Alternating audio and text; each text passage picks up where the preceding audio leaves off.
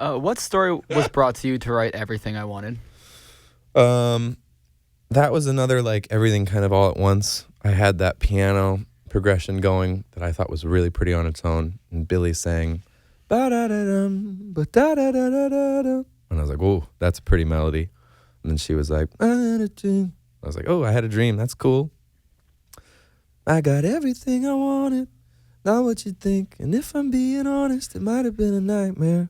Which I thought was just like sort of like on its own told the whole story, and then the rest of the song is kind of elaborating on that. And I think that song in so many ways is like up for interpretation.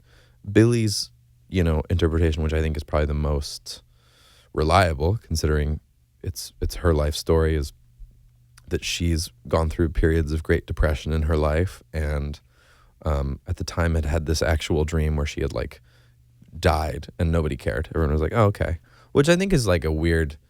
That happens in dreams a lot to me. Not that I've died, but like that someone has died and everyone's just kind of like fine. I don't know. That's like a weird thing that happens in my dreams, and so she'd had that, and then that was kind of the first part of it, and then the song in many ways was us kind of talking about each other and about like carrying each other through this tumultuous period of our lives. I mean, 2018 from start to finish was like an insane period of time. Like I think for the rest of my life, I'll look back and be like, oh my God, that was all 1 year. I think if the next 5 years contain as many changes as that one calendar year did, it'll be insane. Mm-hmm. And I think that hook is, and you say, as long as I'm here, no one can hurt you, which was just this kind of like, I don't know that was even like a pull quote that I'd ever said, but it was just this motif of like always being around each other, and we're always like there for each other implicitly. Because I want to ask about the album artwork, because in the song it says, "So I stepped off the Golden," and I saw people thinking like, is that a painting of the Golden Gate Bridge? It is, yeah. It is. Yeah, it's this artist that she found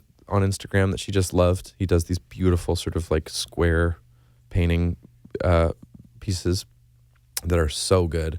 And I think that image, you look for like things that help like just give an image to a song, and I think that so sort of a striking. I stepped off the Golden, and I like I'm always a fan of making the listener feel as smart as the listener is. You know what I mean? Like, you don't have to say I stepped off the Golden Gate Bridge to know what that. I think it's sort of in the zeitgeist enough to be like, I stepped off the Golden, that people can go like, oh, that's talking about the Golden Gate Bridge. You know what I mean? Like, I feel like I'm trying to think of a good example of where someone else did it. Oh, I know. In someone you loved, the Louis Capaldi song, he says, "I let my guard down and you pulled the rug," and that's all he has to say. He doesn't say you pulled the rug out from underneath my feet. He just says you pulled the rug, and you've heard that enough times that you just go, "Oh yeah, totally." Connect the dots. Exactly, which I think is fun. I think it's fun to let listeners feel like